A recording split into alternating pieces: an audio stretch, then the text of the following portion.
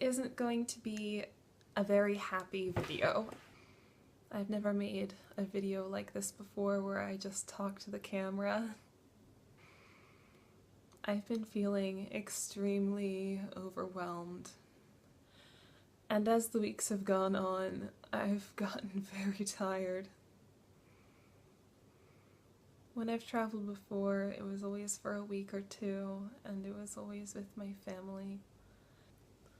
I'm in my last week in England now, and I have been getting kind of tired.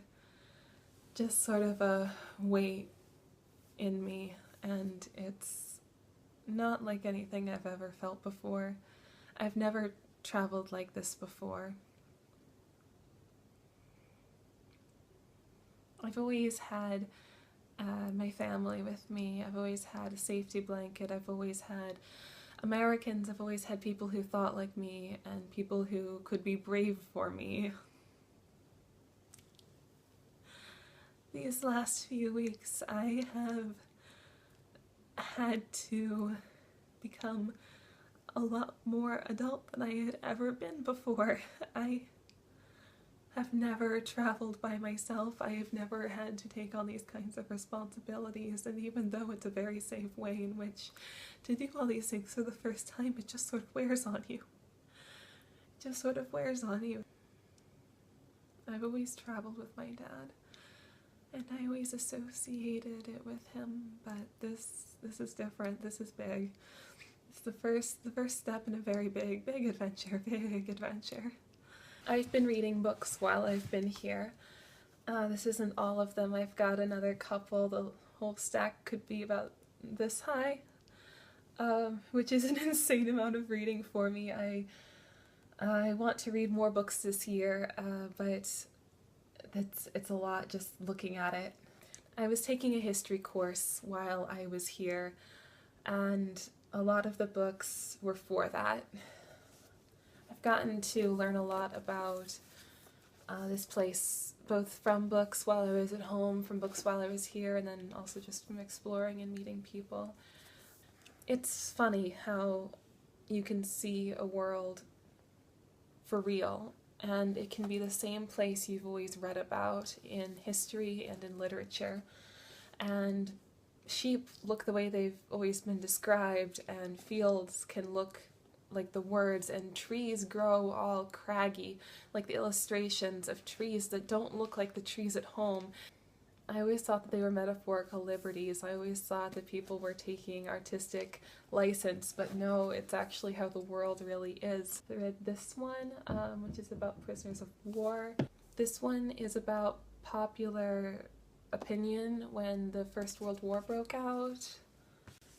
This one I read for fun. It was a gift from a friend. This one's fiction, and it's about cracking the Enigma code during World War II. This one I've only just started. You can see I've got not too far. I just started the other day. It's been reminding me while I'm here that as much of a fish out of water as sometimes I feel, it could be a lot more drastic. And this one I finished today. It's a Testament of Youth. I will be reviewing this one in another video, so I won't go into it too much, but it's about World War I. It's about a nurse. It's been really nice to read the books and see the place at the same time instead of reading about a world that I didn't know. I also picked up ukulele while I was here, so I have a sticker. I'm going to get a sticker for every country I visit.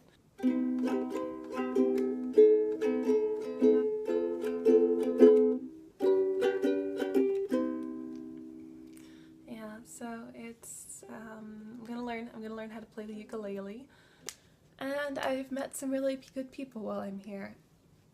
Zoe, I met maybe a week after I arrived, and it's been a really great month of meeting her and getting to know her.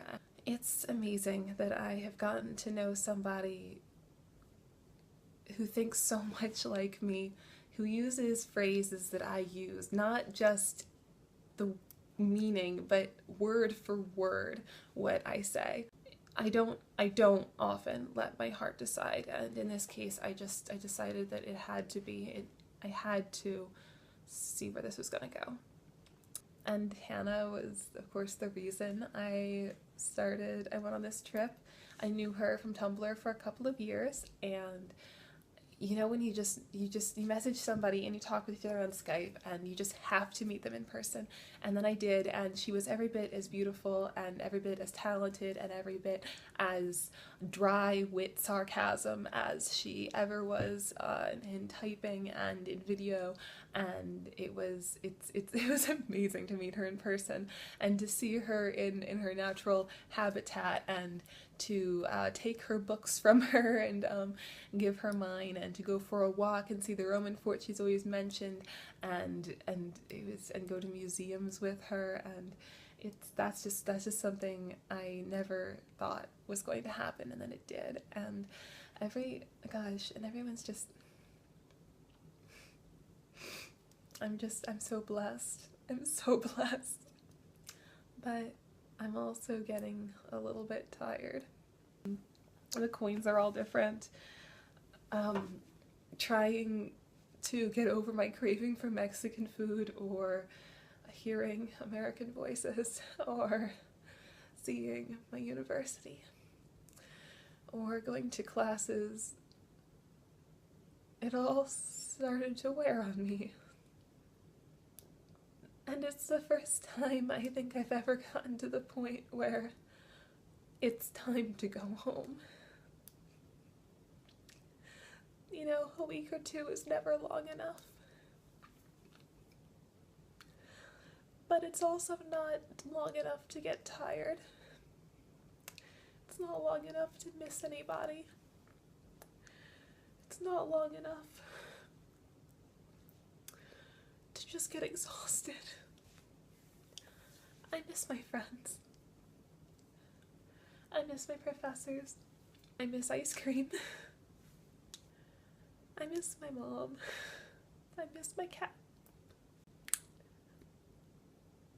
And I think that's okay. Last fall, if you'd asked me, I would have said I wanted to leave the States and never come back. After all, it's objectively better here. It's a higher standard of living, you get more time off, I could get married if I wanted to, people are healthier, people live longer, the list goes on. Social stratification is less. There are a lot of really good things about it here. The history, what I study World War I and World War II, which actually happened here. So it makes sense for me to be here, it makes sense for me to spend time here. I never thought I'd actually be homesick for the United States. It's home. It's home. There's a line from Aladdin which I attribute to being at home. It's barbaric, but hey, it's home. And I really feel that. I feel it can be a little barbaric in my country, what with race, and what with social issues, and what with healthcare being not as great as it could be, and all of that. You know, it's barbaric, but it's home. It's home. That's okay. That's okay. It's okay. So, I've had an amazing time here. It's been absolutely amazing. It's something I'm going to carry with me forever.